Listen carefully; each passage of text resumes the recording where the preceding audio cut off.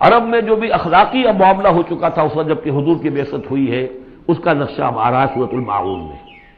یعنی یہ کہ ایسا نہیں تھا کہ سرے سے ان کے ہاں کوئی ویلیوز رہی نہ ہو، لیکن یہ کہ تلپٹ ہو جاتی ہیں ویلیوز، اور یہ کہ کچھ چیزیں ہوتی ہیں کہ جن کی حقیقت نہیں رہتی، صرف ان کی رسم رہ جاتی ہے۔ جیسے آج ہمارا حال ہے، رہ گئی رسم اذاں روح بلالی نہ رہی، فلسفہ رہ گیا تلقین غزالی نہ رہی۔ تو ان کے ہاں بھی یہ آ چکا تھا کہ اب وہ چونکہ جزا و سزا کے تصور سے محروم ہو چکے تھے، لہذا ارأیت الذی یکذب بالدین، کیا تم نے دیکھا اس شخص کو جو جزا و سزا کا انکاری ہے؟ کوئی جزا سزا نہیں، کوئی باعث بعد الموت نہیں، ان ہی الا حیاتنا دنیا نموت و نحیا وما یہلکنا الا الدار، اس دنیا کی زندگی کے سوا کوئی زندگی نہیں، ہم خود مرتے ہیں خود جیتے ہیں، اور ہلاک کرنے والی شے گردش افلاک کے سوا اور کوئی نہیں، ہم کوئی خدا کو نہیں مانتے۔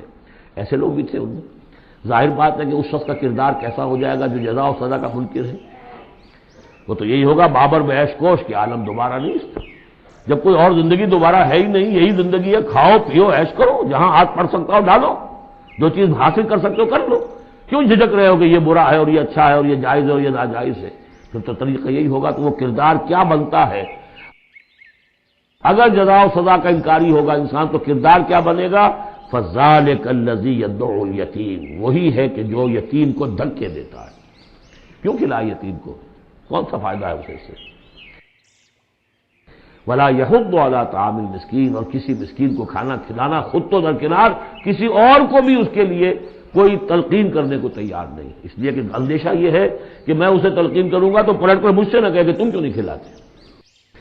فَوَيْلٌ لِّلْمُصَلِّينَ، ان کے ہاں نماز تو ہے، نماز کا حلیہ انہوں نے بگاڑ دیا ہے، وہ سورہ انفال میں ہم پڑھ چکے ہیں، سیٹیاں بجاتے تھے، تالیاں بجاتے تھے، لیکن وہ نماز سمجھتے تھے اسے، وہ طواف کرتے تھے خانہ کعبہ کا، اور اس میں سب سے اونچا طواف سمجھتے تھے اس کو کہ مادر ذات برہنہ ہو کر طواف کیا جائے، یہ سارے تکلفات ختم کر کے، اور بالکل جیسے دنیا میں آئے تھے، اللہ نے جب ہمیں بھیجا تھا تو اللہ کے گھر میں آئیں تو اسی طریقے سے آئیں جیسا کہ اللہ نے دنیا میں ہمیں بھیجا۔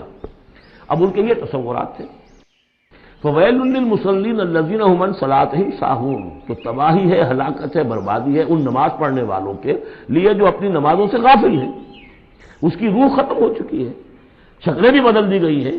ہمارے ہاں اللہ کا شکر ہے اس امت میں شکل نہیں بدلی ہے، صلو کما رأیتمونی اصلی، اللہ کا فضل ہے، اس طرح کی بدعات وہاں ہمارے ہاں نہیں ہے، لیکن یہ ہے کہ روح جو ہے، روح نماز، حضور قلب، آدمی نماز پڑھ رہا ہو تو احساس ہو کہ میں کس کے سامنے کھڑا ہوں، اور پھر جو کہہ رہا ہو اس کو سمجھ رہا ہو، اور خلوص و اخلاص سے کہہ رہا ہو ایاک نعبد و ایاک نستعین، پھر اس پر عمل کرتا ہو، وہ کہاں کتنے ہیں؟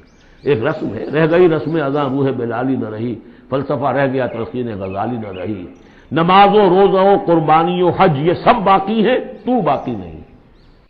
الذین هم عن صلاتهم ساہون الذین هم یراؤون، اور اگر کوئی نیکی کا کام کرتے ہیں تو دکھاوے کے لیے، تاکہ اس سے کچھ شہرت ملے، بڑا بہت سخی آدمی ہے۔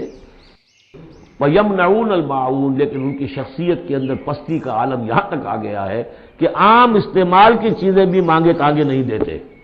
عرب میں بھی رواج تھا کہ کہیں سے کسی کے چولہے میں سے کوئی انگاری لے آؤ تاکہ ہم آگ روشن کر لیں، نمک ہے کسی سے مطلوب ہے تو اس کا کوئی جھجک نہیں ہوتی تھی، نمک دے دیا جاتا تھا، لیکن وہ لوگ ان چیزوں میں بھی آ کر شقی ہو جاتا ہے۔ صدق اللہ العظیم۔